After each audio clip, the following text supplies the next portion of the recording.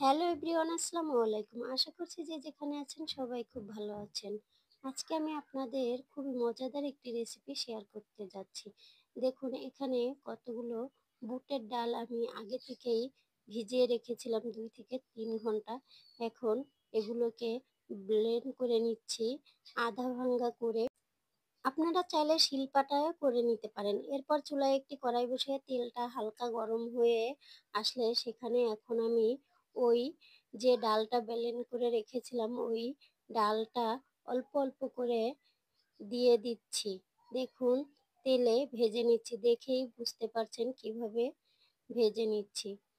এইভাবে আমি সবগুলো বড়া ভালো করে ভেজে নেব।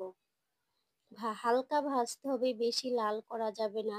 এমনভাবে ভাজতে হবে যেন কাঁচা না থাকে, আবার কালারটাও যেন লাল না হয়। এই একইভাবে সবগুলো বড়া আমি ভেজে নেব। দেখুন আমার বড়াগুলো ভাজা হয়ে গেছে। এরপর আমি সবগুলো বড়া ভালো করে তেল ছেঁকে উঠিয়ে নিচ্ছি একটি টিস্যু পেপারে, যেন তেলটা বড়া থেকে ঝরে যায়। এরপর আমি সবগুলো বড়া এরকম আধা ভাঙ্গা করে হাতের সাহায্যে ভেঙে নিচ্ছি। আপনারা চাইলে এরকম আস্তও দিতে পারেন, কিন্তু আমি একটু ভেঙে নিলাম। এরপর ব্লেন্ডারে এই বড়াগুলো ভালো করে ব্লেন্ড করে নিব। এটাও পুরো মিহি করা যাবে না, এটাও আধা ভাঙ্গা করে নিতে হবে। দেখুন এরকম ভাবে করে নিচ্ছি, দেখেই বুঝতে পারছেন। তারপরে চুলায় 2 চামচ পরিমাণ ঘি দিয়ে সেখানে দিয়ে দিব বাদাম কুচি। এটা আপনাদের খুশি নাও দিতে পারেন।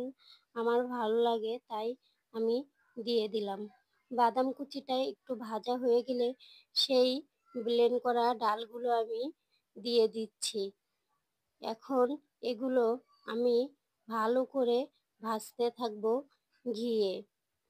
ভালো করে ভেজে উঠিয়ে নেব চুলা থেকে।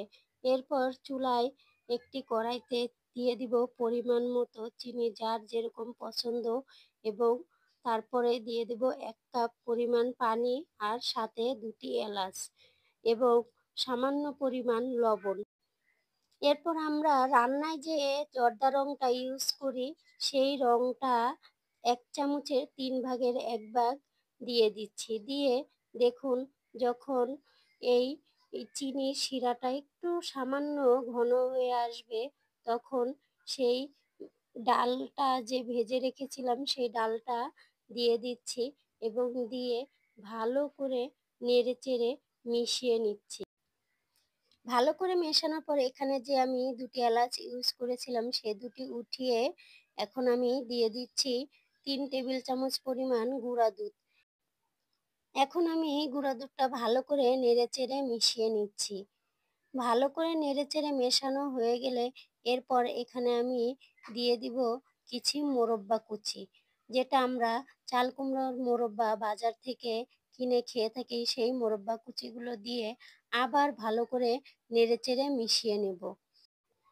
মেশানো হয়ে গেলে এই পর্যায়ে আমি চুলা থেকে নামিয়ে দেখুন গোল গোল করে লাড্ডুর শেপ দিয়ে নিচ্ছি।